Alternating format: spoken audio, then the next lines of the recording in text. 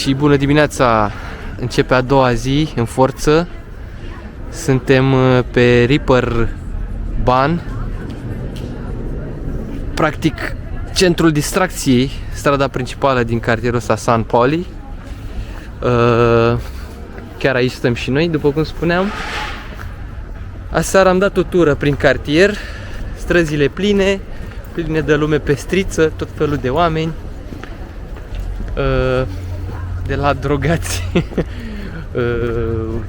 boschetari, să zicem așa, oameni fără casă, până la oameni puși pe petreceri și pe spart bani și pe cheltuit, oameni bogați, oameni turiști, grupuri de turiști cu ghizi. Era o hărmălaie de nedescris, ne-a amintit de centrul vechi din București foarte mult.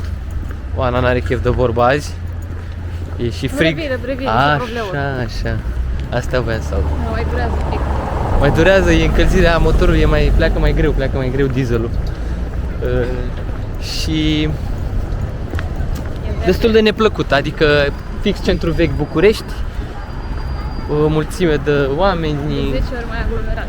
dar de 10 ori mai aglomerat, cum zice Oana, și oameni dubioși, o mulțime de oameni dubioși și o mulțime de petrecăreți.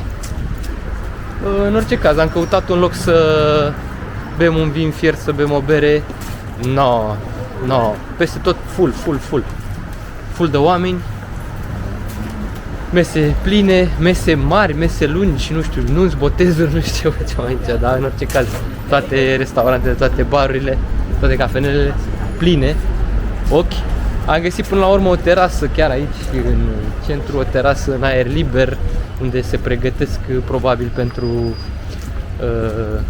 să amenajeze o piațetă de Crăciun. Și acolo am reușit să bem un pahar de vin, o cană de vin fiert,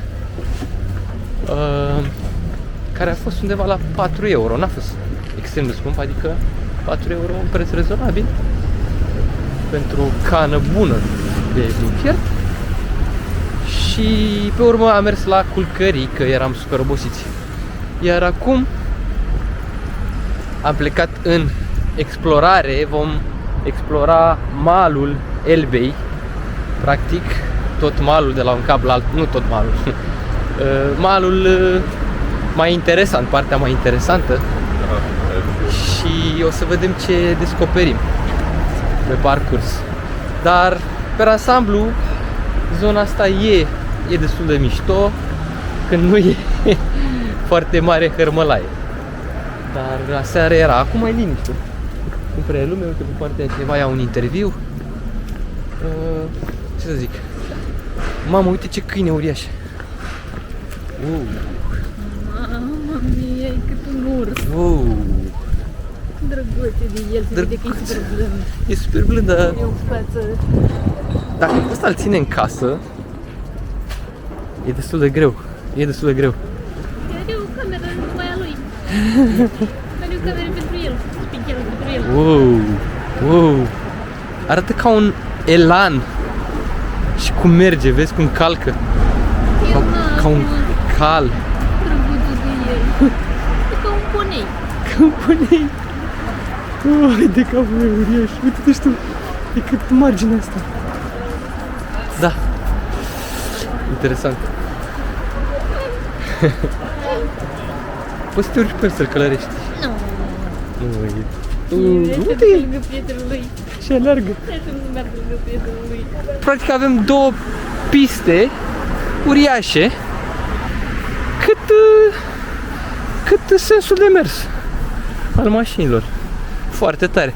Asta pentru pasionații de biciclete și de mers pe bicicletă. Un oraș foarte prietenos cu tipul ăsta de transport alternativ, eco, bio, friendly, tot ce vreți. Și o ambulanță a făcut liniște când și-a auzit numele.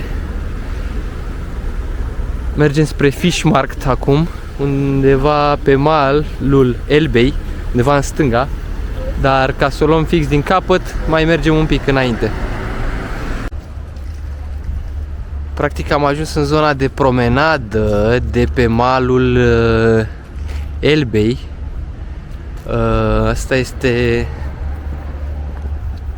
este zona de promenadă. Asta este o pistă de biciclete. Pe partea asta, iată, avem, să vedem depărtare, o eoliană. Iar acum pe strada asta pare că vom ajunge cumva spre Piața de Pește. Probabil e o hală ceva, vom vedea. Dar cam așa arată lucrurile la ora asta, fiind undeva pe la 11. Temperatura e destul de scăzută la ora asta. Pare că o să fie înnorat acum pe ziua. Se anunță, da, se anunță nori și se anunță și o ploicică mai spre seară. Dar vedem, avem și umbrăluțe la noi, umbrăluțe de alea mici de cocktail. Ia să vă arătăm aici zona de port. Zona de port. Depărtare. Acolo un vas de croazieră.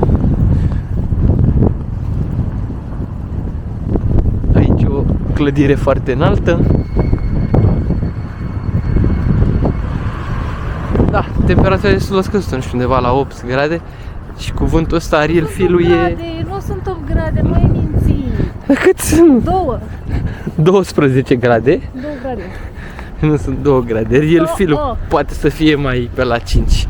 Nu, dar... e 1 grad. Ariel Filu e 1 grad. Doamna meteorolog ne-a informat cu privire la temperatură. Mulțumim. Și mergem. Cred că aia din față e hala aia, cred că este. Cred că aia e Piața de Pește. Vom trece și noi pe acolo să mirosim putoarea clasică.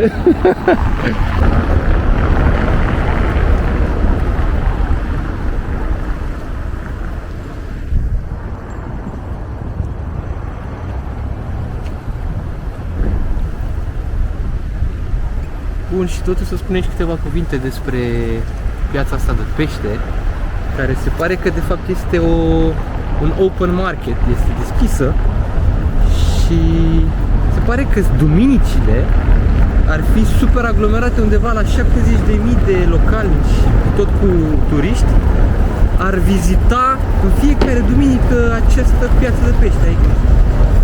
Ceva mi se pare extraordinar. O să ajungem Și este asta? Nu. Mama, mai avem de mers. Nu mai faci. Și deci e o experiență întreagă doar să mergi aici. Asta ce este? E doar o hală, pur și simplu, nu? Da, cred. Ok. Și e ca și cum cred că mergi pe stadion, unde se umple cu 70.000 pe arena națională. Mă rog, nu avem 70.000. Bine, e important să ajungi de dimineață. Atunci e, de fapt, toată treaba, toată acțiunea. Se pare că se desfășoară și licitații, mă rog, probabil e un fel de bursă. Cred că de fapt e o bursă de pește aici. Cum s-a încercat și la noi, la Tulcea, se facă, da, nu funcționează. Ia să mergem pe chestia asta pe aici, că am vrut picioarele. Ok. Se pare că sunt și concerte de muzică live în timpul ăsta, nu știu, de jazz, de rock, care întrețin atmosfera. Diverse trupe din astea. O să vedem. Spune-ne de fapt ce e această clădire. E asta? Nu! Este o hală atunci, da, e o hală de pește. Care e închisă pentru că este sâmbătă și mâine se va deschide. Dar pare destul de mică ca să încapă 70.000 de oameni. Mă rog, da, unii bine, și pleacă, da. flux.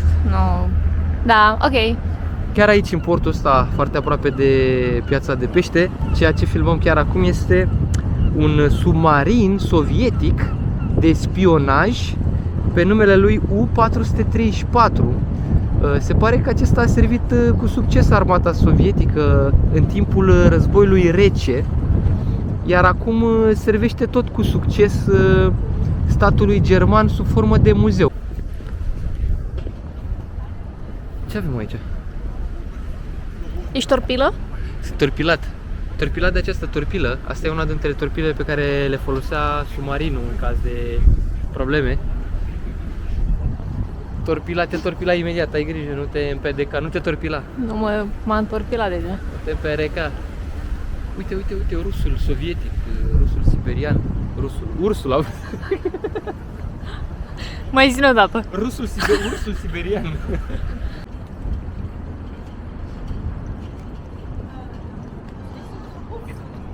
Ursul siberian, cunoscut și sub rusul siberian. Și portul, zona de port. Impresionat și impresionant cât de bine e gândit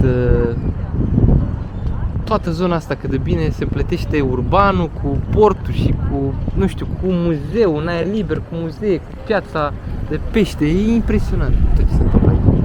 Ce avem acolo? Ce avem acolo, piciului? Chiar frumos. Unde o să ajungem în curând.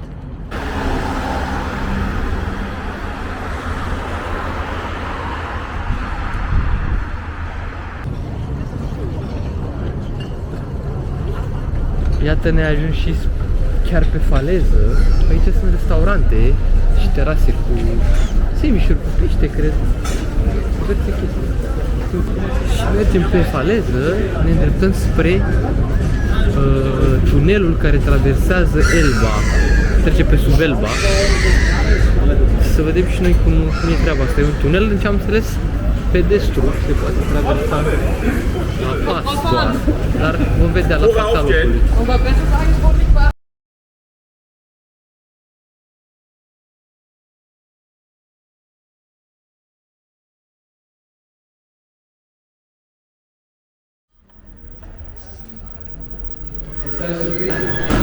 Sau o surpriză?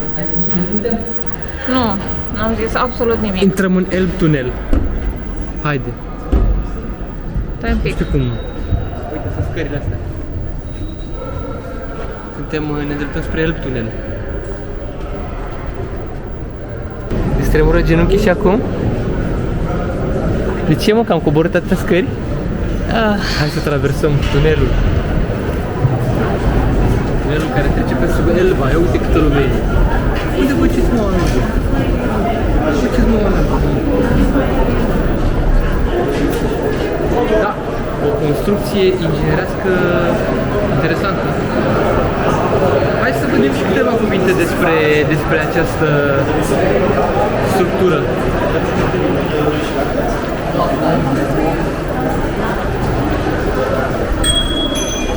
Nu cred așa ceva. Nu cred că vine cineva cu bicicleta pe aici. Am coborât cu liftul. Refuz să cred. Că sunt și lifturi? Păi nu, cu lifturile pot coborât. Este cunoscut și ca San Poli Elb Tunel. Tunelul conectează zona centrală a Landungsbrücken Mai sunt, mă? Steinwarder, partea de sud. Tunelul datează de la 1911, deci se situă la 12 metri sub nivelul apei, sub nivelul râului Elba. Este format de fapt de 9 tuneluri, care fiecare dintre ele are o lățime de 6 metri și o lungime de 427 de metri. Din fața tunelului care străbate Elba nu ne-am putut abține și ne satisfacem această poftă legată de fileurile astea. Ne-am luat 2 semișuri. Au mai multe tipuri, cu pește proaspăt, cu pește de toate tipurile. Asta este bodeguța. Era o coadă și am gândit că da, dacă e coadă, probabil e proaspăt. Acolo este tunelul spre Elba, iar Oana așteptând sevișurile cu un gol în stomac și cu un gheorț. Să fie bune, sigur, dar durează cam mult. Ce se întâmplă? Cu remulad. Hai să vedem și remuladul ăla. Le încălzesc, nu? Și durează o veșnicie. Dacă vrei, putem să stăm la terasă aici. Și aici e terasa. Rock Shop, Hard Rock Cafe. Avem și un Hard Rock Cafe. Deci o parcare. destul de turistică zona asta. Cred că găseam și mai ieftin. Dăm pe un sandwich din ăsta, cât dăm pe un sandwich? Cât dăm pe un sandwich? 6 euro, nu? 6 euro și cu remuladul la 6,50 euro. Că ne-a cerut 13 euro. Hai să degustăm. Gustă doar un pic, să-mi spui dacă este bun, arată bine. Bă, e cald. Asta e chiar o chestie. Ne-am așezat la soare aici. Dar e bun la gust? Cu remuladul ăla? N-am apucat să pun remulad. Hai, o să văd și eu cum e, dacă e bun.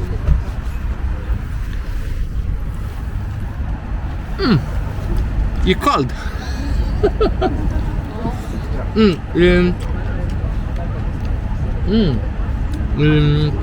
Este un pane, un schnitzel pane luat de la Lidl, probabil. Cu... Da, e cod. E și mai ieftin peștea. E cod, e cod. Cod galben. Cod galben de mâncare ieftină. Cod galben de mâncare ieftină. Luată probabil de la Lidl. Cu 1 euro. Prăjit în bezmet panko, dar e cald măcar. Nu e prăjit în pezmet, e luat by default din... A, tu așa zici? Da, normal. E luat din Lidl sau așa, pac.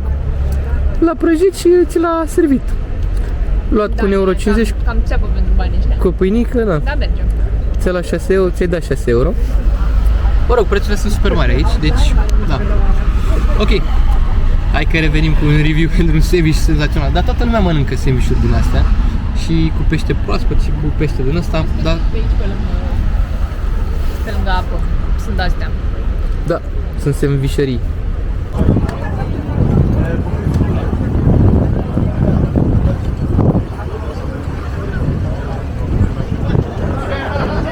Și aici diverse vase pentru croaziere cu prețuri între 30, 40, 50 de euro de persoană pentru kinderi, pentru copilași.